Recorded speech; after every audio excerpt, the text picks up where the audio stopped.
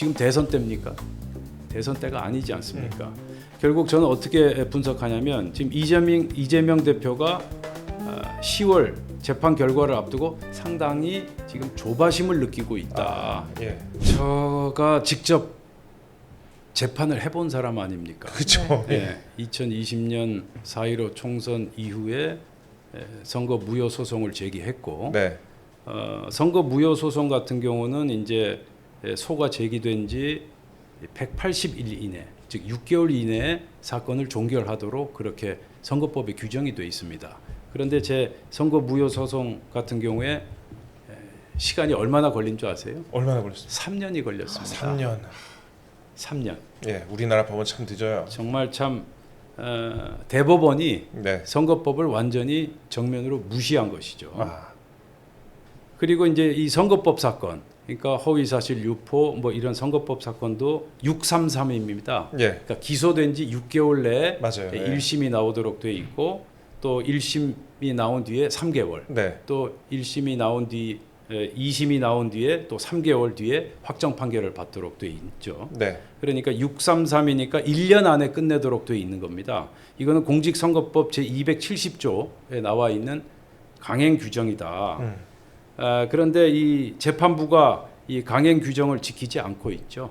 예, 그 선거 무효 소송 이재명 사건 같은 경우도 보면 이번 사건 같은 경우도 보면 강규태 전 부장 판사라고 아시죠? 아, 알죠. 강규태 이재명의 공직선거법 위반 사건을 당초 담당하던 네. 서울중앙지방법원의 판사인데 그 총선을 앞둔 올해 1월에 네. 돌연 사표를 맞습니다. 내고 떠나버립니다. 예.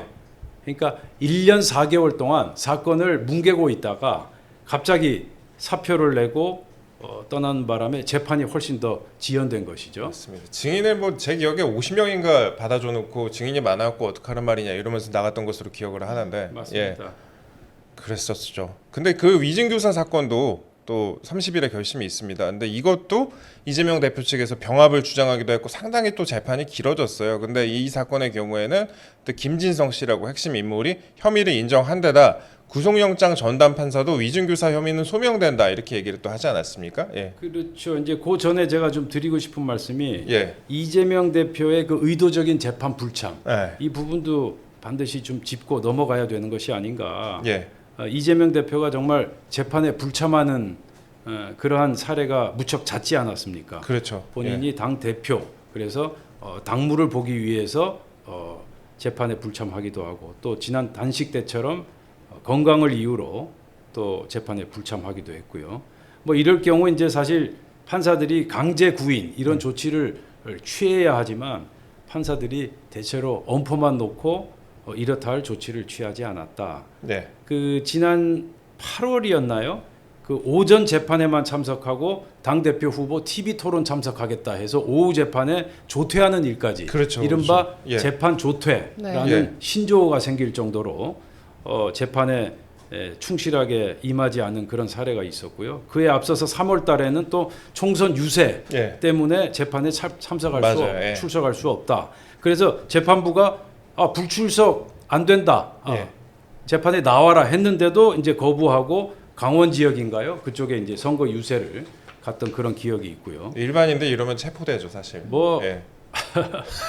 얘기할 필요도 예. 없겠죠. 또 이제 앞서서 3월 달에는 또 민주당 선거대책위원회 출범식 참석하겠다. 네. 그래서 오전 재판에 나오지 않았다가 오후에야 출석하는 예. 이른바 지각 출석. 그러니까 재판 조퇴 또 지각 출석 뭐 갖가지 다양한 네. 신조어가 생겨날 정도로 이 재판에 참석하지 않은 그런 불성실함을 나타냈고요. 그래서 재판부가 한 차례만 더 불출석할 경우에 구인장도 검토하겠다 이런 입장을 밝혔는데 그때마다 사실 말에 그쳤다. 네, 그랬죠. 그랬었던 적이 있었습니다. 근데 그 위증교 사건 같은 경우에도 또 이렇게 오래 걸렸다. 그 말씀을 좀 드리겠습니다. 그런데 그 두 사건 모두 유죄 판결이 내려질 경우에 민주당 내 역학관계에 좀 변화가 있을 것으로 보십니까? 역학관계 있죠. 예. 역학관계가 당연히 이제 발생할 수밖에 없다고 보는데 지금 제가 한 가지 더 말씀드리고 싶은 게 지금 20일과 30일에 네. 결심 공판이 나올 위증교사 그다음에 허위사실 유포 혐의도 혐의지만 예. 지금 가장 걱정되는 게 대장동, 대장동. 또 위례, 예. 신도시, 또 백현동 특혜 개발, 또 예. 성남 FC 후원금 사건 이 네 가지가 굉장히 걱정됩니다. 예. 재판이 엄청나게 지연될 것이다. 이거 뭐 병합을 너무 많이 해놨고 너무 지금 오래 네 가지 걸려요. 사건을 완전히 하나의 재판부에서 맡고 있지 않습니까? 예. 자 이렇게 되면 이 사건 하나 하나가 굉장히 복잡하고 뭐 서류만 해도 지금 뭐 20만 쪽이 넘는다. 네. 그러한 사건인데 이게 한 가지로 병합돼서 지금 재판을 하고 예. 있거든요. 그래서 이제 한 가지 제가 정말 황당한 사례를 하나 말씀드리면 성남 FC 사건 같은 경우에 지난 4월에 검찰이 증인을 255명을 추가로 신청했습니다. 그 전에 이미 155명의 증인이 신청돼 있었는데 예. 추가로 255명. 그러면 그 합산하면 얼마입니까? 410명. 아. 증인 신청만 410명. 예. 그러면 검찰이 이렇게 증인 신청을 하고 싶어서 했느냐? 그게 결코 아니에요. 아. 지금 형사소송법에 피고인이 부동의, 즉 동의하지 않은 증거는 그렇죠. 채택돼서는 아니 된다. 이렇게 형사소송법에 나와 있답니다. 따라서 이러한 형사소송법 개정 규정을 이재명 대표 측에서 10분 악용하고 있는 거죠. 그러니까 검찰에서 어떤 문서나 이메일 이런 것들을 이제 증거 자료로 채택해서 재판부에 제출하면 이재명 대표 측에서 그거는 편집된 거고 가공한 그런 증거 자료다. 믿을 수가 없다 해서 동의하지 않는다. 그러면 이거는 증거 자료에서 제척되는 겁니다. 그리고 재판부가 그걸 받아줬어요. 예. 그래서 검찰로서는 그렇다면 어쩔 수 어쩔 없다. 수 없죠. 기업 예. 관계자 그다음에 성남시 공무원들 다 불러서 재판에서 증인으로 출석시킬 수밖에 없다. 그래가지고 지금 410명의 증인을 신청한 상태다. 이거는 뭐 몇 년이 걸릴지 모르겠네. 지금 일단 백현동 하나 겨우 끝낸 것으로 알고 있는데 그럼 대장동도 남았고 한 2년, 3년, 1년 1심에만 걸리지 않을까 그런 관측도 법조계에서 나오고 있습니다. 예. 지금 좋은 말씀하셨는데 이 네 가지 사건 다시 예. 말해서 대장동, 백현동, 위례 신도시, 성남 FC 사건 중에 네. 지금 심리가 겨우 진행된 사건이 위례 신도시 개발 의혹 사건밖에 예. 없습니다. 아. 나머지 사건은 심리조차 시작되지 않았다. 예. 아, 그렇죠. 백현동이 아니라 위례였죠. 예. 네. 위례가 백현동- 제일 간단한 건데. 그렇죠. 심지어. 예. 지금 말씀하신 백현동 사건에서 지금 1심 판결이 나오는 건 예. 국토부로부터 협박을 받았다라는 그렇죠. 허위 사실 유포 공표 혐의에 대해서만 지금 결심 공판 10월 달에 이제 선고가 내려질 예정이고요. 백현동 개발 비리 의혹에 대해서는 별도 사건이 지금 진행되고 있지 않습니까? 예. 그래서 이 사건 역시 심리조차 시작되지 못하고 있다. 그리고 또 한 가지 사건 있죠. 쌍방울 대북 송금 쌍방울. 사건. 예. 이거는 공판 준비 기일만 한 차례 열렸을 정도다. 네. 앞으로 갈 길이 멀고 험하다.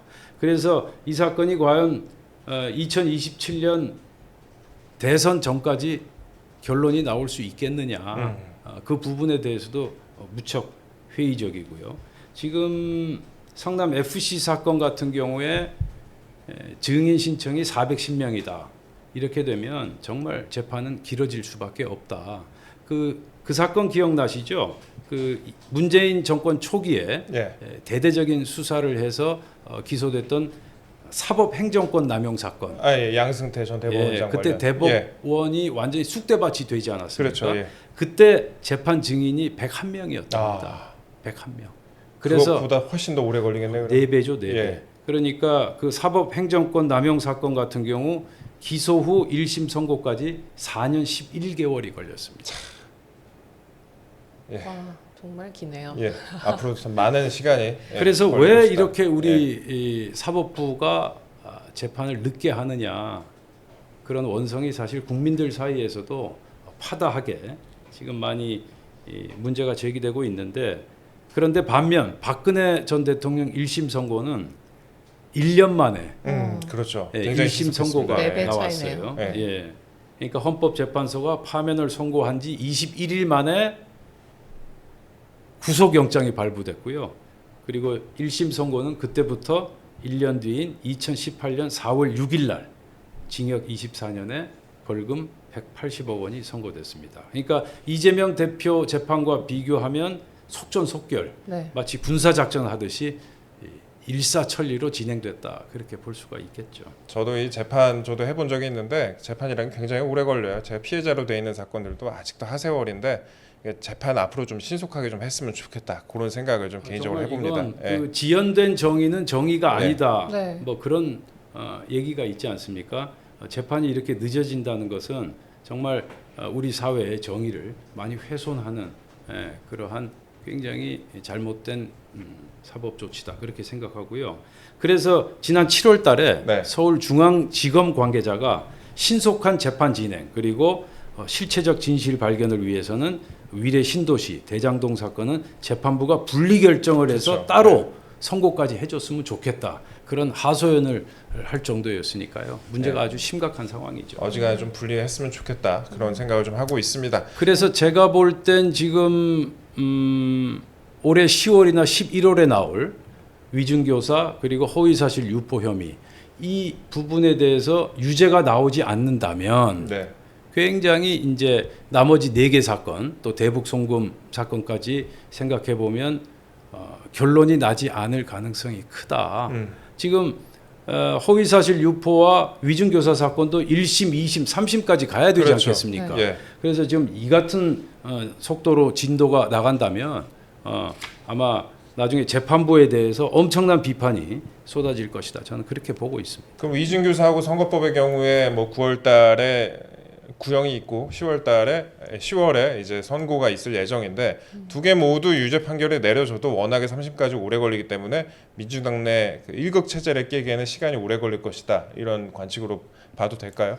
뭐 꼭 그렇게 보기는 좀 어렵겠고요. 예. 일단 1심 판결이 10월이나 11월에 나오고 그때 만일 유죄 판결이 떨어진다면 아마 민주당도 굉장한 내홍에 휩싸일 가능성이 크다, 저는 그렇게 보고 있습니다. 예, 사실 그러니까 선거법 100만 원 이상 확정이 돼버리면은 피선거권 박탈당하고 뭐 대선 출마 안 되고, 이것도 그렇지만 선거자금 434억 원을 토해내야 된대요, 민주당이. 이렇게 되면은 민주당 입장에서도 여러 가지 생각을 하지 않을 수밖에 없을 것 같습니다. 또 여러 의원들 사이에서요. 예, 그렇죠. 예, 그리고 이제 그 선거 자금, 선거 비용 토해내는 그 문제도 굉장히 심각한 문제지만 아마 그동안 억눌려 있던 민주당의 여러 가지 정치 세력들이 1심 판결 이후에 그야말로 이제 표면화될 가능성이 크다, 저는 예. 그렇게 보고 있습니다. 최근에 그래서 여러 가지 또 움직임도 있는 것 같은데. 네. 예. 최근에 그 명문 연대라고 이재명 대표와 문재인 전 대통령과의 그 만남이 언론에 나오긴 했어도 각자 다들 바쁘게 움직이는 것 같은데요. 그 친노 친문 전해철 전 의원이나 강금실 전 장관이 경기도에 합류하기도 했고요. 예. 또 이낙연 전 총리도 문 전 대통령을 만났다는 기사도 본 것 같은데요. 이재명 대표 일극 체제에 변화를 줄 수 있다고 보십니까? 이런 움직임들이? 저는 결국 이재명 일극 체제가 흔들릴 것이다, 그렇게 흔들릴 보고 것이다. 있습니다. 예.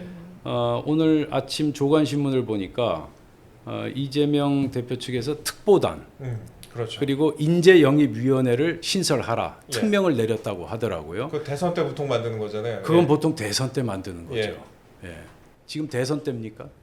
대선 때가 아니지 않습니까? 결국 저는 어떻게 분석하냐면 지금 이재명 대표가 10월 재판 결과를 앞두고 상당히 지금 조바심을 느끼고 있다. 예. 그러면서 명분은 그거죠. 이제 윤석열 대통령을 조기 탄핵시키고 그래서 대선 준비를 해야 된다. 이제 예. 그런 명분을 가지고 있지만 그러나 마음속으로는 지금 당내에서 일어날 수 있는 잠재적인 분란, 분열, 갈등의 요소를 차단하겠다라는 조바심의 발로가 아닌가, 그렇게 생각합니다. 그 문재인 전 대통령이 지난 8.18 전당대회장에서 그 예. 문재인 전 대통령의 영상 축사 생각나세요? 저 생각은 안 합니다. 예. 그래요? 그때 문재인 전 대통령의 영상 축사 예. 메시지를 보면 확장을 가로막는 편협하고 배타적인 행태를 단호하게 배격합시다. 편협하고 배타적인 행태. 말에 뼈가 있네요. 누가 예. 떠오르죠? 아이고 한 사람 떠오르네요. 그렇죠. 예. 한 사람 떠오르시죠. 예. 그래서 그 당시에도 이제 전당대회장에서 이른바 개딸 이재명 대표를 지지하는 개딸 청중들이 막 소리치고 영상 꺼라, 꺼져라, 뭐 이런 그 비난을 했던 기억이 있는데 지금 명문연대 이건 서로의 필요에 의해서 네. 지금 일단 뭉친 그런 상황이지 어떤 케미스트리가 맞아서 지금 뭉쳐 있는 상태는 아니다. 그때 그 2024년 올해 총선 때도 친명 이외의 친문들은 거의 다 비명 행사하지 않았습니까? 네. 그죠? 네. 예, 그래서 친명 횡재, 친문 횡사 뭐 이런 조어까지 나오기도 했었는데 그 당시 상황을 여전히 친문 세력과 비명 세력들은 잊지 않고 있다. 그렇게 보시면 되고요. 언제라도 이제 갈등이 밖으로 표면화될 가능성이 크다고 저는 보고 있습니다. 그 문재인 전 대통령 말씀을 하셨으니까 그 문재인 전 대통령 그 뇌물 의혹 관련 수사도 또 속도를 내고 있어요. 지금 예. 속도를 내고 있는데 조만간에 이제 추석 이후, 그러니까 추석이 지났잖아요. 그래서 조만간에 검찰이 문다혜 씨를 또 소환할 것으로 보이고 문 전 대통령 소환도 또 불가피하다 이런 관측이 나오고 있습니다. 그 홍준표 대구시장은 이를 두고 또 솔직히 문 전 대통령이 감옥에 갔으면 좋겠다 하면서도 딸내 살림에 보태준 걸 수사하는 건 좀 꼴잡하다 이렇게 지적을 했는데 이거 좀 어떻게 보셨습니까? 사실 이제 그 다혜 씨를 생각하면 예, 인간적으로 좀 가슴이 아플 수도 있겠죠. 홍준표 시장께서 그런 부분을 언급한 것 같아요. 네, 한간에 그런 얘기가 돌지 않습니까? 다혜 씨는 문재인 전 대통령 부부의 아픈 손가락이다. 아픈 손가락이다. 예. 네, 그 제가 이 자리에서 뭐 구체적으로 얘기하기는 좀 적절하지 않은 것 같고요. 그런데 이 사건의 본질은 권력형 뇌물 사건입니다. 결코 작은 사건이 아니다. 예, 다시 말해서 문재인 전 대통령은 임명권을 가진 권력자고 그 임명권을 가진 권력자가 이상직이라는 정치인에게 중진공 임명을 하지 않았습니까? 예, 그죠? 그리고 그 임명의 대가로 문재인 전 대통령 다혜 씨 가족을 취직시켜 준 사건 아닙니까? 뇌물 사건은 두 가지 요소가 충족돼야 합니다. 우선 직무 관련성 직무 관련성, 그리고 대가성. 대가성. 이 두 가지가 매우 중요합니다. 예. 지금 이제 언론 보도에 따르면 뭐 경제 공동체냐 아니냐 이 부분을 굉장히 중요한 요소로 보고 있는데 저는 그것보다는 직무 관련성과 대가성 이 부분이 중요하다. 그렇다면 직무 관련성은 인정되지 않습니까? 예, 문재인 대통령이 본인의 직무, 직권, 직책을 활용해서 이상직을 중진공 이사장에 임명했고 그다음에 대가성은 어떻게 되느냐? 그 대가로 이상직이 문재인 전 대통령의 가족에게 취직을 시켜줬다. 예. 그럼 취직을 시켜줬으면 월급도 나가고 또 생활비, 그렇죠. 거주비, 렌트비도 나가지 않았습니까? 네. 한 달에 1,000만 원 이상 나간 것으로 알고 있는데. 월급 800만 원대, 그 월세가 한 350만 정도 나왔고. 그렇죠. 예, 예. 자 그렇다면 이 부분은 현금으로 뇌물이 전달되지는 않았지만 제3자 즉 문 전 대통령의 딸 가족을 통해서 경제적 이득을 전달한 것으로 볼 수밖에 없다. 예. 따라서 이거는 일종의 권력형 뇌물 사건이다. 저는 그렇게 보고 있습니다.